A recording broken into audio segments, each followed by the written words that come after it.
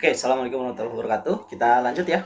Bagian 2 trigonometri analitik, yaitu kita akan bahas tentang sudut rangkap ya. Nah, sudut rangkap itu kayak gimana? Jadi ini ada contohnya ya, ada sin 2x, cos 2x, dan tangen 2x.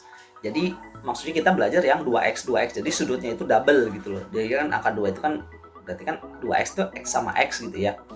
Jadi rangkap gitu maksudnya. Nah, kita akan mencari bagaimana formula sin 2x, cos 2x, dan tangen 2x gitu ya. Nah, kita akan menurunkan rumusnya. Oke, sebenarnya rumus dari sudut rangkap ini kita bentuk dari rumus jumlah trigonometri yang sudah kita bahas di trigonometri yang pertama, yang bagian pertama ya, jumlah dan selisih sudut. Nah, contoh misalkan di sini saya punya rumus sin A plus B gitu ya, yang udah kita tahu bahwa sin A plus B itu adalah sin A tambah cos B ditambah cos A kali sin B. Nah, sekarang gimana jika si B-nya diganti dengan A gitu loh. Nah, kalau B-nya diganti dengan A, nanti apa yang terjadi? Nanti kita akan mendapatkan sin A plus A. Nah, gitu teman-teman ya. Sin A plus A. Ini sin A plus A, ini bisa kita ubah nanti menjadi sin A cos A gitu ya, kan B-nya kita ganti jadi A, ditambah cos A dikali sin A. Nah, sekarang kita perhatikan bentuk ini teman-teman. Bentuk ini dengan ini itu adalah bentuk yang sama ya, karena sekarang hurufnya udah sama atau variabelnya udah sama.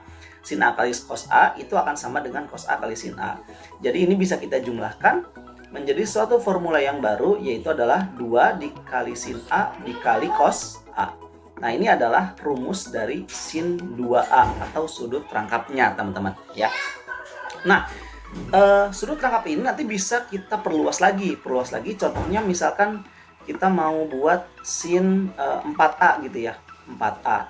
Nah, kalau kita mengacu pada rumus ini teman-teman, 4A itu kan berarti 2A ditambah 2A ya, 2A ditambah 2A. Nah, berarti nanti sin 4A ini bisa kita bongkar atau kita ubah menjadi 2 kali sin 2A dikali cos 2A gitu ya. Nah, dari sini teman-teman bisa melihat keteraturan. Kalau si sudutnya itu 2A, maka penguraiannya jadi A sama A, jadi setengahnya gitu ya. Kalau 4A berarti jadi 2 dikali sin 2A cos 2A. Berarti nanti teman-teman bisa menyimpulkan juga seandainya ada sin 100A gitu ya, 100A, berarti kan ini rangkap 100 itu rangkapnya 50 sama 50 gitu ya. Berarti kalau diuraikan menjadi 2 dikali sin 50A dikali cos 50A. Nah, kira-kira seperti itu teman-teman perluasannya gitu ya. Nah, cuman yang harus diperhatikan adalah sebenarnya bagian rumus yang ini.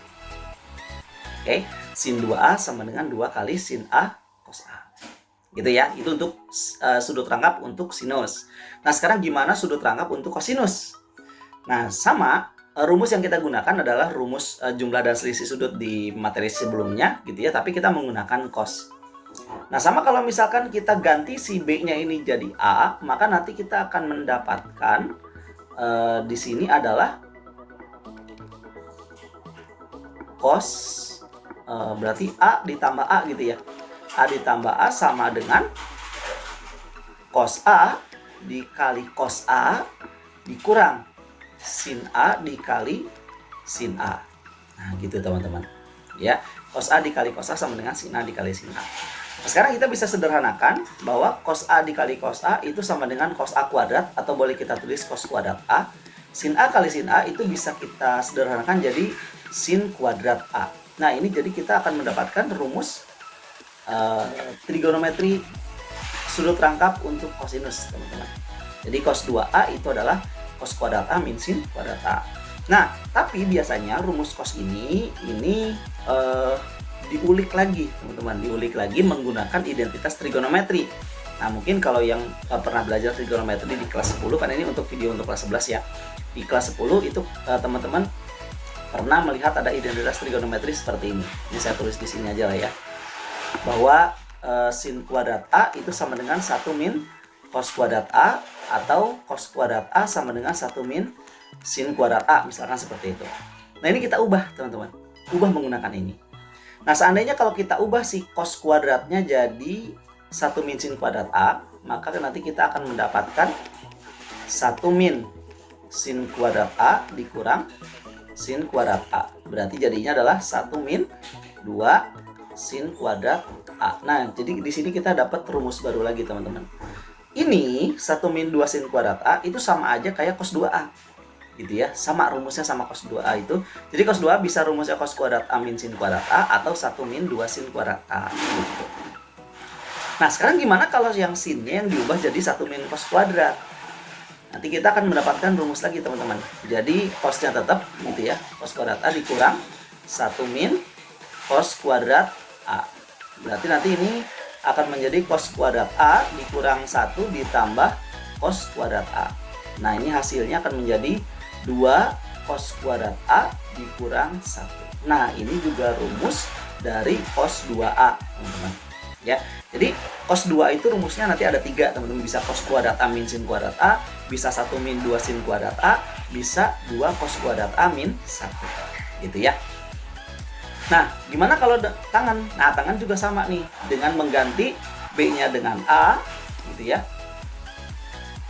Ganti B-nya jadi A. Nanti kita akan mendapatkan di sini adalah tan A tambah A gitu ya. Tan A tambah A itu sama dengan tan A ditambah tan A per 1 min tan A dikali tan A. Atau boleh kita tulis nanti di sini tan 2A sama dengan 2 kali tangan A per 1 min tangan kuadrat A. Nah, kira-kira seperti itu, teman-teman, untuk rumus tangan ya, tangan sudut rangkap gitu ya. Nah, nanti ini juga ada perluasan juga gimana kalau misalkan tangan 100A. Berarti kan kalau tangan 100A rangkapnya 50 sama 50. Berarti nanti hasilnya jadi 2 dikali tangan 50A per 1 min tangan kuadrat 50A. Kira-kira seperti itu, teman-teman. Ya. Oke. Nah, jadi rumusnya ada yang perlu teman-teman perhatikan, ada 4 ya. Yang pertama ini. Nah, rumusnya yang pertama ini, yang kedua ini, yang ketiga ini, yang keempat ini, dan satu lagi untuk tangan ini, gitu ya. Oke, dan jadi sebenarnya yang harus diperhatikan itu yang kadang suka lupa itu adalah rumus yang kosinus sudut rangkap, karena ada 3 nih rumusnya, gitu ya. Modifikasinya ada 3, tapi sebenarnya semua rumus trigonometri atau identitas trigonometri itu bisa kita turunkan dari identitas trigonometri yang udah kita pelajari sebelumnya, teman-teman. Oke, sekarang gimana untuk soalnya? Oke, nah kita lihat di sini. Yang pertama adalah saya punya tangan A sama dengan sepertiga, tangan 2A sama dengan apa? Nah, kalau seperti ini boleh kita langsung kita masukkan ke dalam rumus ya. Jadi tangan 2A nanti itu sama dengan 2 tangan A per 1 min tangan kuadrat A. Atau sama dengan 2 dikali tangan A-nya kan kebetulan sudah diketahui ya, sepertiga, per 1 min sepertiga pangkat 2. Berarti jadi 2/3 dibagi dengan 1 min 1/9. Nah, gimana cara menyelesaikan pecahan yang bertumpuk seperti ini, teman-teman? Triknya adalah kita kalikan dengan KPK penyebutnya. Kita punya penyebutnya 3 dan penyebutnya 9. KPK-nya itu kan 9 ya. Berarti ini atasnya kita kalikan 9, bawahnya kita kalikan 9. Jadi biar penyebutnya hilang. Karena biasanya kita tuh suka stuck gitu kalau misalkan ngelihat ada pecahan tuh bertumpuk-tumpuk itu jadi males gitu ya. Nah, triknya adalah kita kalikan dengan KPK dari penyebutnya atas dan penyebutnya bawah. Oke, nah terus gimana eksekusinya? Kita lihat, berarti 2/3 dikali 9, berarti nanti jadinya adalah 3-nya dicoret kan, jadi dapat 3, jadi 6 atasnya, bawahnya. Nah, ini cara mengalikannya harus dikurung, teman-teman ya, kali pelangi, 9 kali 1, lalu 9 kali 1/9. Berarti ini akan menjadi 9 kali 1 jadi 9, 9 kali 1/9 adalah 1. Berarti 6/8 atau 3/4. Nah, jadi tangan 2-nya adalah 3/4, teman-teman. Nah, kira-kira seperti itu penerapannya untuk di soal, ya. Coba kita lihat contoh soal yang lain, ya. Oke, misalkan kita punya sin A sama dengan 5/12. tentukan sin 2A dan cos 2A. Oke, pertama nih kita cari dulu sin A dulu aja ya. Sin 2A dulu aja. Oke, sin 2A kalau kita bongkar rumusnya nanti kan menjadi 2 kali sin A dikali cos A. Nah, gitu teman-teman ya. Tapi di sini yang diketahui cuma sin. Cos A-nya nggak tahu kita, gitu loh. Nah, jadi mau nggak mau kita harus cari dulu nih bagaimana cos A. Nah, inilah gunanya teman-teman harus menonton dulu 3 video prasyarat yang udah saya bikin. Ya, jadi supaya apa? Supaya kompetensi dasar atau kemampuan dasar dalam memodifikasi trigonometri ini nih, yang seperti ini, itu biar bisa lancar gitu. Nah, gimana caranya mencari cos dari sin yang udah ada? Caranya adalah kita buat segitiga ya. Kita buat segitiga seperti yang udah kita bahas di video prasyarat ya. Kita buat segitiga siku-siku. Nah, segitiga siku-sikunya di sini sudutnya kita bikin A. Yang diketahui sinus berarti depan miring, depannya 5, miringnya adalah 12. Oke. Nah, kemudian apa ini alasnya berapa? Alasnya adalah kita hitung berarti 12 kuadrat dikurang 5 kuadrat. Berarti akar 144 dikurang 25. Berarti sama dengan akar 119. Nah, gitu ya. Akar 119. Ya, betul ya. Nah, terus lanjutannya gimana nih? Baru kita masukkan ke rumus. Nah, di sini kita lanjutkan nih. 2 sin A berarti sin 2A berarti sama aja kayak 2 dikali 5/12 dikali cos A. Nah, cosnya sekarang bisa dicari karena sampingnya udah ada akar 119/12. Berarti ya cosnya akar 119/12. Maka boleh kita tulis sama dengan 10 akar 119/12 gitu ya. Nah, nanti untuk cos 2A pun sama. Cos 2A nanti kita bisa manfaatkan segitiga yang udah kita buat ini. Saya tulis di sini aja ya. Cos 2A kita buat adalah 1 min, pakai yang 2 sin kuadrat aja ya, 2 sin kuadrat A.